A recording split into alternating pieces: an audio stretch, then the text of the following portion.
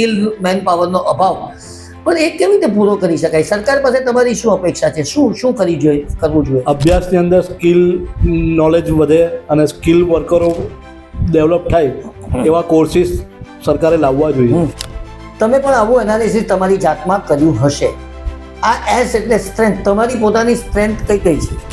મારી સ્ટ્રેન્થ મારી ટીમ છે. પહેલાં વાહ, સૌથી મહત્ત્વની વસ્તુ મારી ટીમનો છે કે જે ટીમ તમારી મજબૂત હશે ને તો તમે આગળ આરામથી વધશો. પણ આ દરેક એચઆરએ મેડિટેશન કરવું જરૂરી છે? ડેફિનેટલી. એચઆરએ નહીં, કોઈ પણ માણસ મેડિટેશન કરીને પોતાની થિંકિંગ પોઝિટિવ કરી શકે, જીતી શકશો. જીવનમાં સફળતા માટે ધીરજ કેટલી અગત્યની છે?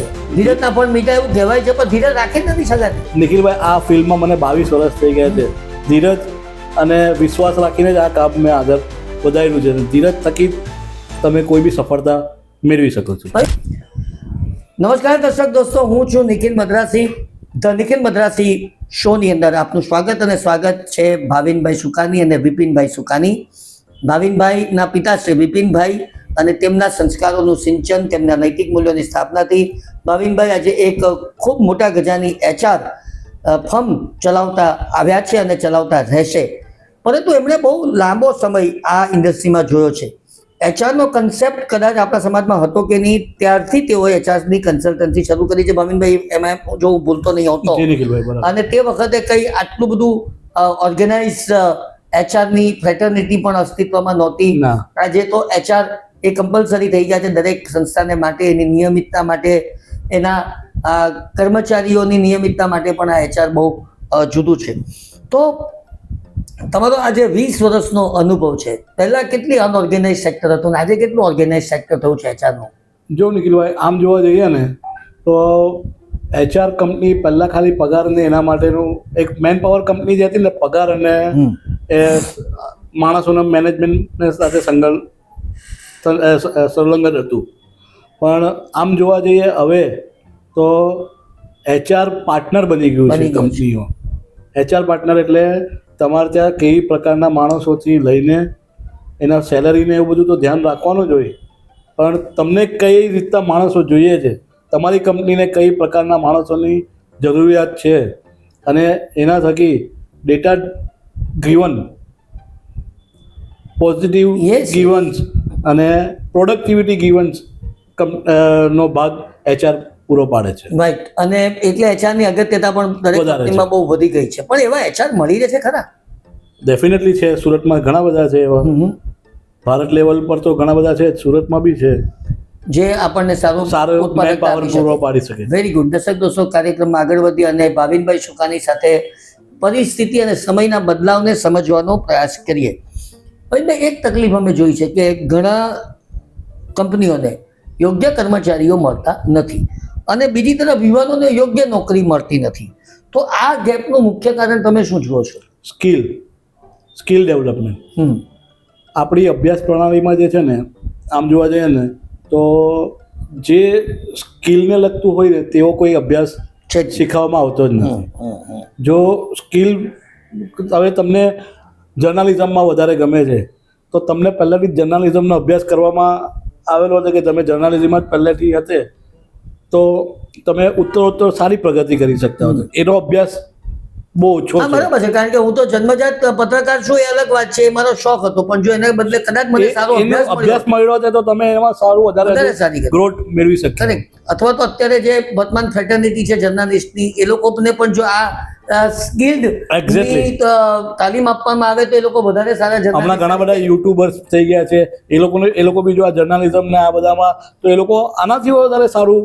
બહુ સરસ તમે એક્ઝામ્પલ આ સંદર્ભની અંદર આપ્યું. એટલે એ વાત બહુ જરૂરી છે કે દરેક જગ્યા પર આ જે ગેપ છે તેનું મુખ્ય કારણ સ્કિલ મેન પાવરનો અભાવ.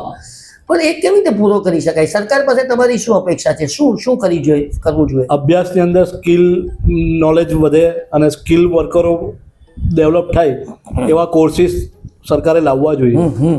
જેમ કે હમણાં ઘણા મોદી સરકારના આવ્યા પછી સ્કિલ ડેવલપમેન્ટ માટે ઘણા બધા વિભાગો સ્ટાર્ટ કરવામાં આવ્યા છે, જે સારા ઇનિશિયેટિવ છે. એના પરિણામો આપણને લાંબા ગાળામાં જોવા મળશે જ.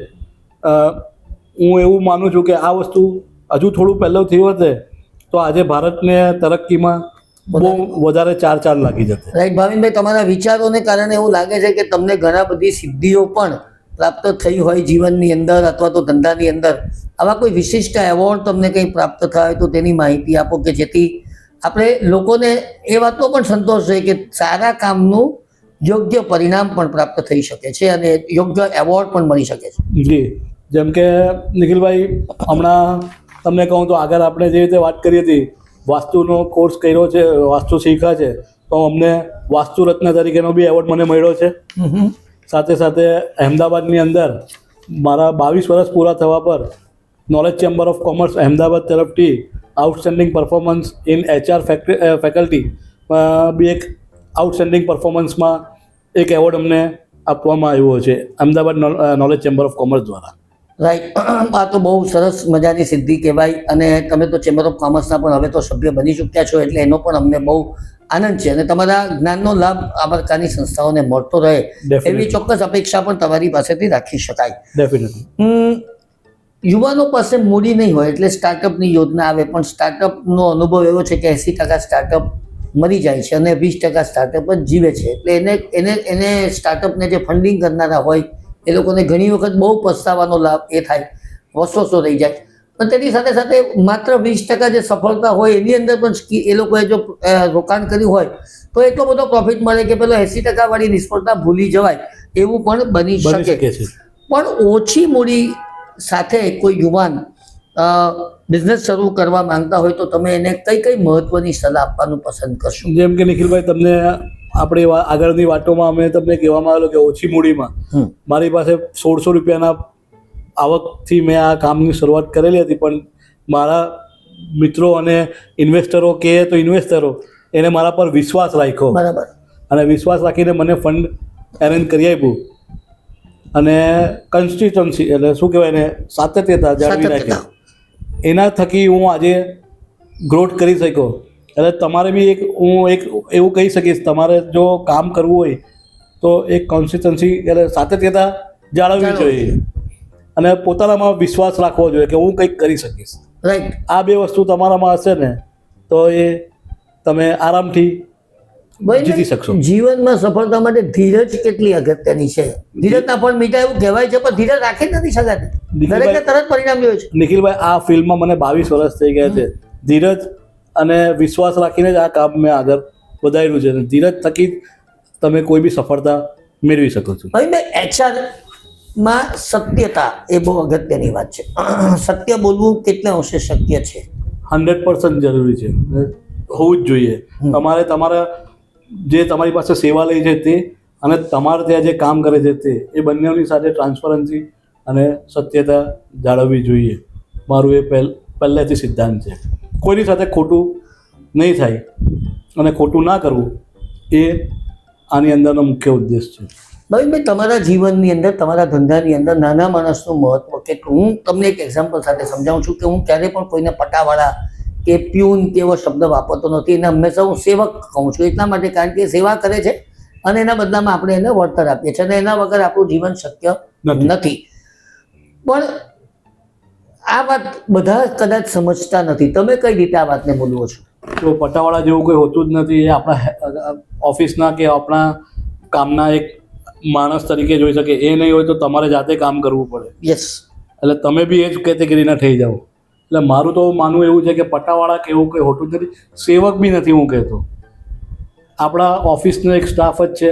જેમ કોમ્પ્યુટર ઓપરેટર છે તેવી રીતે આ આપણને સેવા પૂરી પાડે છે, પણ એના થકી જ આપણે આગળ કામ કરી શકીએ છીએ. હવે તમે વિચારો કે તમારે પાણી પીવું છે, તમારે પાણી માટે જો તમે જાતે જાઓ તો તમારો ટાઈમ બગડી જાય. એની જગ્યાએ તમારે ત્યાં તમારો હેલ્પિંગ વાળો માણસ હોય તો એ તમને પાણી પ્રોવાઈડ કરી દે તો તમને તરત જ એ કામ પાણી પીધા બાદ કે ચા પીધા બાદ, નહીં તો કેવું છે આપણે પાણી પીવા જાય ને ચાલે જરાક અહીંયા આંટો મારી આવીએ અલી બાજુ જાય, એમાં ટાઈમ બી બગડે અને કામ બી બગડે. એટલા માટે હરેક માણસનું આપણા ઓફિસમાં કે આપણા જીવનમાં અગત્યતા રહેલી છે એવું મારું ચોક્કસ માનવું છે. ભવિકભાઈ, HR ની અંદર એક બહુ મોટો પ્રિન્સિપલ છે અને તે SWOT એનાલિસિસ. S એટલે સ્ટ્રેન્થ, W એટલે વીકનેસ, O એટલે ઓપોર્ચ્યુનિટી અને T એટલે થ્રેટ્સ. તમે પણ આવું એનાલિસિસ તમારી જાતમાં કર્યું હશે. આ એસ એટલે સ્ટ્રેન્થ, તમારી પોતાની સ્ટ્રેન્થ કઈ કઈ છે? મારી સ્ટ્રેન્થ મારી ટીમ છે. પહેલાં વાહ, સૌથી મહત્ત્વની વસ્તુ મારી ટીમનો છે કે જે ટીમ તમારી મજબૂત હશે ને તો તમે આગળ આરામથી વધશો. બરાબર. સૌથી મોટામાં મોટી મજબૂતાઈ મારી ટીમ, એમનામાં મારો વિશ્વાસ ને મારા પર એમનો વિશ્વાસ જી. એ રહેલો છે. બીજું એસ નહીં, પહેલું આપણે હજુ સ્ટ્રેન્થની જ વાત કરીએ. તમારી ટીમ બિલ્ડિંગ એ તમારી સ્ટ્રેન્થ છે. હા. બીજી કઈ સ્ટ્રેન્થ છે તમારી? હોનેસ્ટી, ચોખ્ખા રહેવું, હોનેસ્ટ રહેવું. તમારા જે કંઈ બી કામો છે તેને હોનેસ્ટીથી કામ કરવાના. Honesty is the best policy, હું એવું માનું છું. કે તમે ક્યારે પણ વીકનેસ માટે વિચાર્યું ખરું કે હજુ બી તમારામાં કોઈ વીકનેસ રહી ગઈ હોય જેને કારણે તમે હજુ પાછળ પડતા હોવ અને જીવનની અંદર એ આગળ વધવા માટે તમને રોકતા હોય, અથવા તો એ વીકનેસ પર તમે જાણીને એના પર સુધારો કરવાની ઈચ્છા રાખતા એવું બને? જી, વીકનેસ છે મારામાં. હું કોઈની વાતમાં બહુ જલ્દી આવી જાઉં. હા, કોઈક રડતો આવે ને તો આપણને એમ પેલું તરત દયા સાચી વાત ખોટી વાત નહીં સમજીએ અને આપણે એને વાતમાં માની જઈએ. હવે સાચું બી કોઈ વાર કહેતા હોય, કોઈ વાર ખોટું બી કહેતા હોય, પણ માની જઈએ છે. એને વીકનેસને મારે સ્ટ્રોંગ કરવાની મારી પ્રયત્નો ચાલુ છે. બરાબર છે. અને એ બી તમે કદાચ વાસ્તુ અને જ્યોતિષના જાણકાર છો એટલે એ શક્તિ પણ તમને એ ધીરે ધીરે મેડિટેશનથી હવે આપણને એવું ખબર પડી જાય છે કે આ માણસ ખરેખર સાચું કહે છે કે પછી ખોટું કહે છે. એટલે તમને એટલે તરત આપણે એને ડિસિઝન હવે નથી આપતા. આપણે એને એમ કહે કે ચલ કંઈ નહીં, હું થોડા ટાઈમમાં તને જણાવીશ. પછી અભ્યાસ કરી લઈએ, એનો ઓપિનિયન લઈ લઈએ અને એ રીતે ધીરે ધીરે આપણે હવે એને જે વીકનેસ છે તેને સ્ટ્રેન્થનમાં બદલીએ છે. ફેસ ટ્રેનિંગ કરો છો ખરા? ફેસ રીડિંગ એટલે હવે આટલા વર્ષના અનુભવ પરથી મને હવે અને થોડાક મેડિટેશન અને એના કારણે આપણને હવે થોડું ખબર પડતું થઈ જાય કે હા ભાઈ, આ માણસ કેટલો સાચો છે કે કેટલો ખોટો છે. પણ આ દરેક એચઆરએ મેડિટેશન કરવું જરૂરી છે? ડેફિનેટલી. એચઆરએ નહીં, કોઈ પણ માણસ મેડિટેશન કરીને પોતાની થિંકિંગ પોઝિટિવ કરી શકે. પણ મેડિટેશનની અંદર શું વિચારો શું આવે? તમારે એક જ ધ્યાનથી બેસવાનું હોય તો ધ્યાનથી તો મોટે ભાગે એવું બને કે ખરાબ વિચારો જ આવે. તમે તમારા શ્વાસ પર ધ્યાન રાખો ને તો વિચારો બધા બંધ થઈ જશે. એવું કહેવાય છે કે જે છે ને તે આપણી શ્વાસ જ મહત્વનું છે. શ્વાસ તમે જેટલું એના પર કોન્સન્ટ્રેશન કરશો એટલે તમારા બીજા બધા થોટ નીકળી જશે અને એ તમે આ પરમાત્માની સાથે જોઈન્ટ થઈ જશો. રાઈટ. ડિસિઝન મેકિંગ એ બી એક એચઆરનો બહુ મહત્વનો ભાગ છે. અસરકારક નિર્ણય લેવાની શક્તિ, એટલે કે યોગ્ય સમયે યોગ્ય નિર્ણય લેવો જોઈએ. એ નિર્ણયમાં તમે ચૂકી જાઓ તો એને કારણે તમે બહુ મોટી તક ઘણી વખત ગુમાવી દેતા હો છો. ખાસ કરીને કારકિર્દી નક્કી કરતી વખતે, અથવા તો ઓપોર્ચ્યુનિટી આવી હોય અને એ નિર્ણય નહીં લઈ શકીએ કે ઓપોર્ચ્યુનિટી ઝડપવા જેવી છે અને તમે એ ઓપોર્ચ્યુનિટી નહીં ઝડપો તો તમારે હાથમાંથી બહુ મોટી તક ગુમાવી દો છો.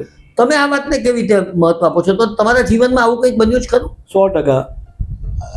હરેક જગ્યાએ આમ કહી તો ચાલે કે ભાઈ યોગ્ય સમયે યોગ્ય નિર્ણય લીધા તો જ આપણે આ પોઝિશન પર કોમ્પ્યુટર ઓપરેટર પરથી યોગ્ય સમયે યોગ્ય તક મળી, ઓપોર્ચ્યુનિટી મળી, તો એ તક થકી આપણે સિવિક સેન્ટરોના કામ લીધા. એ પછી આપણે ધીરે ધીરે કરીને ગ્રોથ થયો તો પ્રોપ્રાઇટરશિપ ફોર્મમાંથી પ્રાઇવેટ લિમિટેડ ફોર્મમાં કન્વર્ટ થયા. એટલે આમ જોવા જઈએ તો યોગ્ય સમયે યોગ્ય તક મળે અને એ તકને ઝડપીને તમે કેટલું ગ્રોથ કરી શકો છો. ભાઈ, તમે પ્રાઇવેટ લિમિટેડ કંપનીથી હટકી કેમ ગયા છો? પબ્લિક લિમિટેડ અથવા તો એસએમઈ આઈપીઓ કે આઈપીઓની દિશાની અંદર, કારણ કે એ પણ યોગ્ય તક છે. આ સમય ધીરે ધીરે હવે એને હજુ એના માટેનો રાઈટ ટાઈમ અને રાઈટ ડિસિઝન લેવાનો સમય નથી આવ્યો હજુ. આમ જોવા જ્યારે આવશે ત્યારે આપણે એમાં બી આગળ વધીશું. રાઈટ. ભાવિનભાઈ, એક એચઆર તરીકે મને તમને પૂછવાનું મન થાય છે, કારણ કે તમે આ ક્ષેત્રની સાથે આટલા વર્ષોથી સંકળાયેલા હો તો જીવનની અંદર 4 પોઝિશન હોય છે. એક પોઝિશન એવી હોય જેમાં મોટે ભાગે જીવતા હોઈએ છીએ આપણે બધા, અને તે I am okay, you are not okay. તમારું શું માનવું છે? આ પોઝિશન સારી કે ખરાબ? ના, એવું નથી કે ભાઈ હર વખતે આપણે જ સાચા હોઈએ. પરિસ્થિતિ અને દરેક વસ્તુને જોવાનું હોય છે અને બધી વસ્તુઓનું તાર્કિક રીતે આપણે ધ્યાન કરીને જોવાનું હોય છે કે ભાઈ શું સાચી વસ્તુ છે.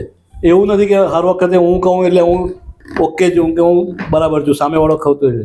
સામેવાળાને કયા પોઈન્ટ ઓફ વ્યૂથી આ વસ્તુ કીધું છે તે બી આપણે જોવું જોઈએ અને એ જોયા બાદ એનું અને આપણા એ બંનેનું મૂલ્યાંકન કરીને જોવું જોઈએ કે ભાઈ કોણ સાચું કોણ ખોટું છે.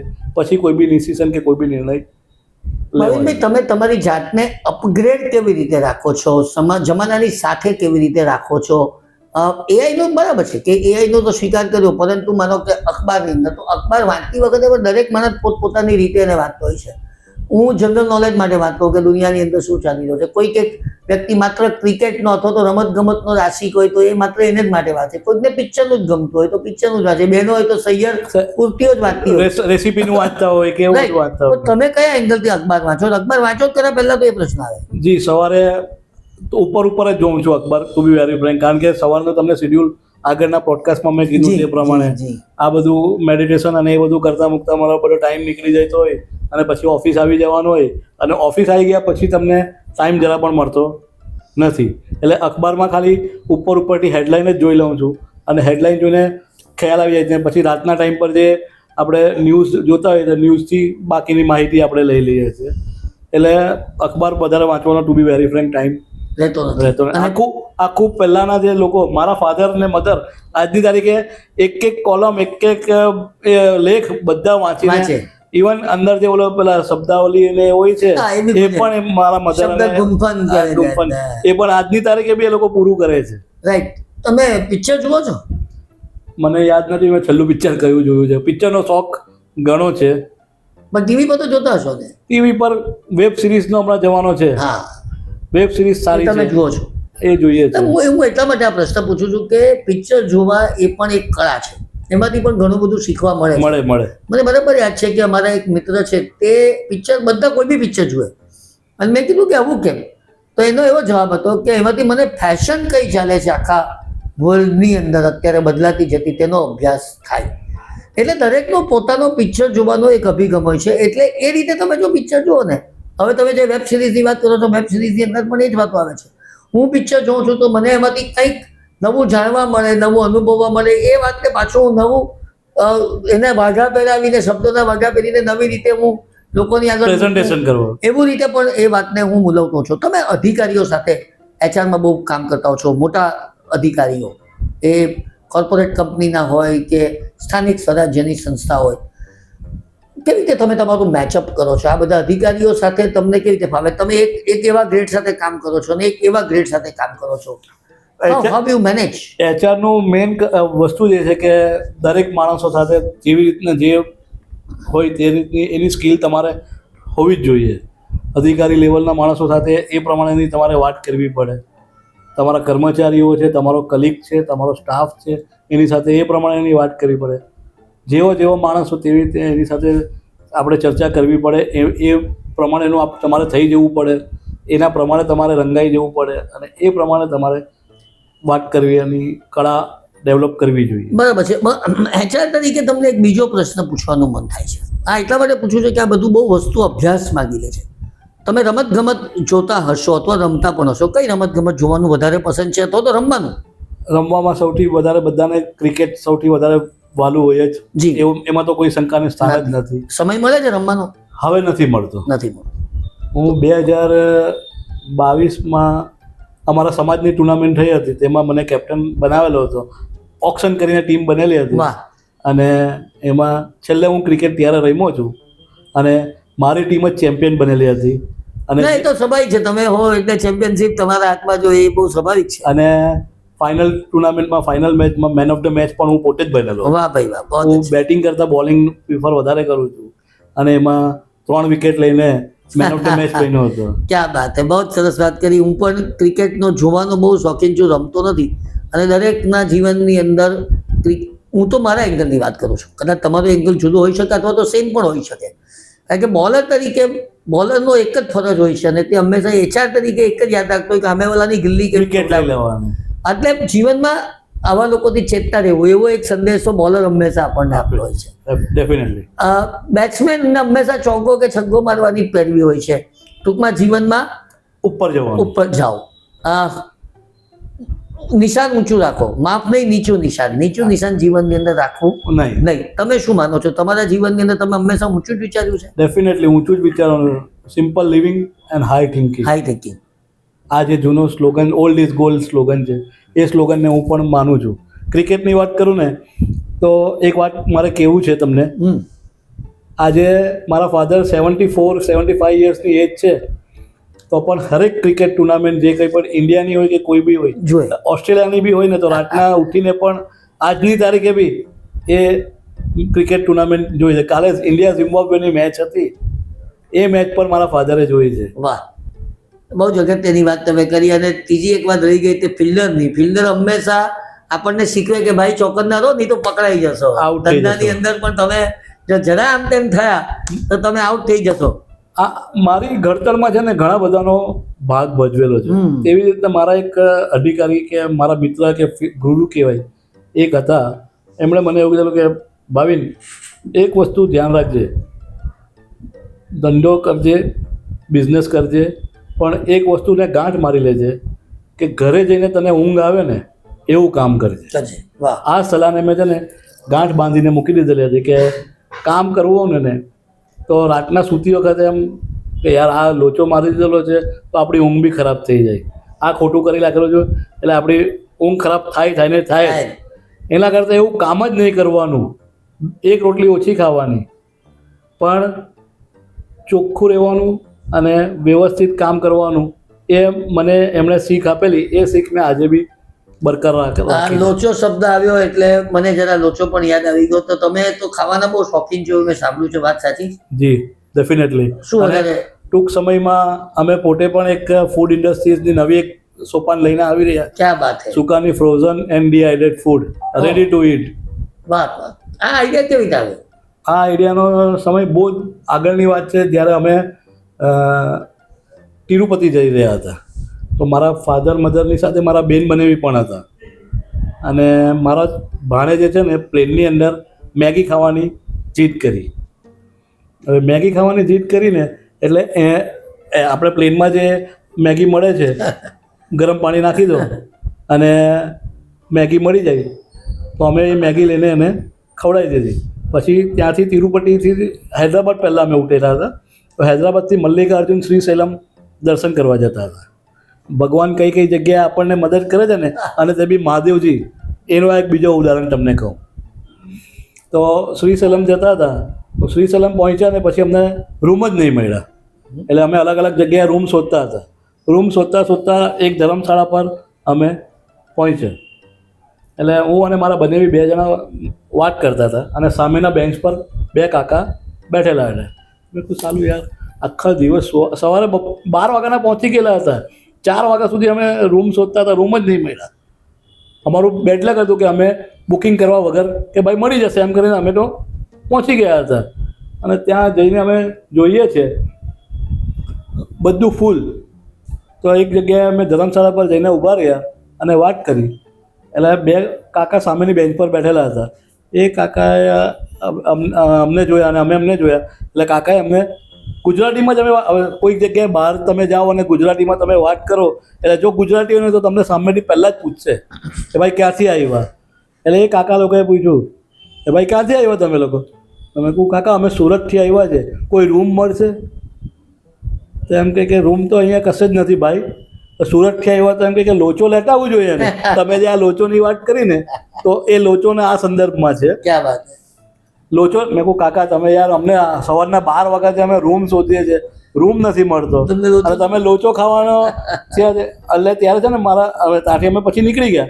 પછી મને સ્ટ્રાઇક થયું. મારા ભાણે જે પ્લેનની અંદર કકળાટ કરેલું હતું.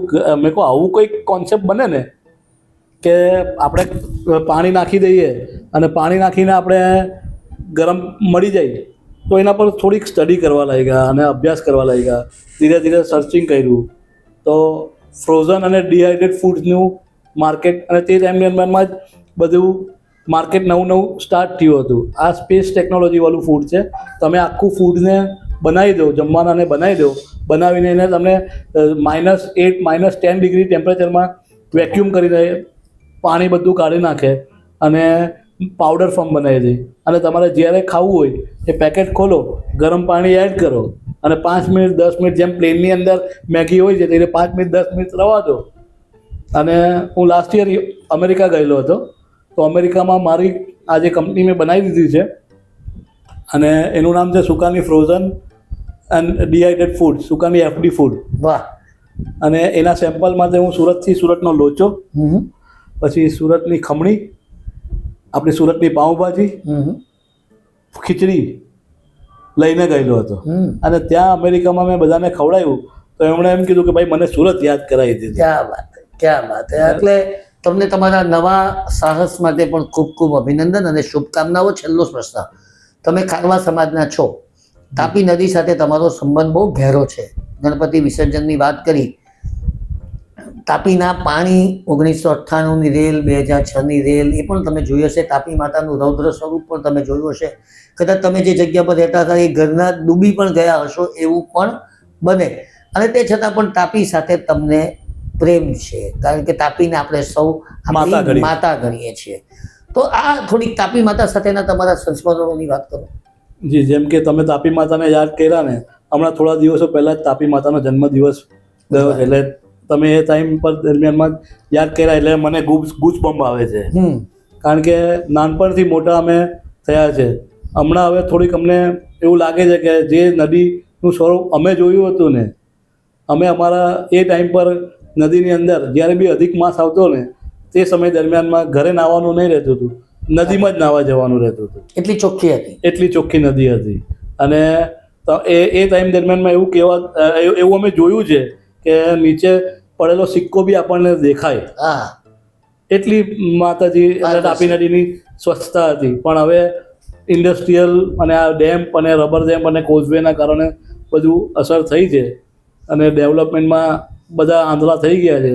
એટલે પ્રકૃતિને આપણે જોતા નથી. અને તાપી નદીનું આપણે આ તાપી નદી તો કંઈ જ નથી, આનાથી ઘણી મોટી નદીનું સ્વરૂપ હતું. અને એ તો તમે બી તમારા ઇતિહાસમાં જોયું હશે કે નદીનું સ્વરૂપ કેટલું મોટું હતું. આટલો વરસાદ પડે છે તો પાણી ભરાઈ જાય છે. જ્યારે અસલ નદીનું સ્વરૂપ હતું, તમે નિખિલભાઈ વરસાદ બી જોયા હશે ને કવર કર્યા હશે, તમે કોઈ દિવસ જોયું છે કે આટલું પાણી ભરાઈ ગયું છે? કોઈ દિવસ ના ભરાયું. પાણીની વહન શક્તિ, નદીની વહન શક્તિ ઓછી થઈ ગઈ છે. અને હું તો દરેકને અને બધાને અપીલ કરીશ કે બને એટલું નદીનું જાળવણી કરો. આપણને બહુ મોટો વરદાન મળેલું છે.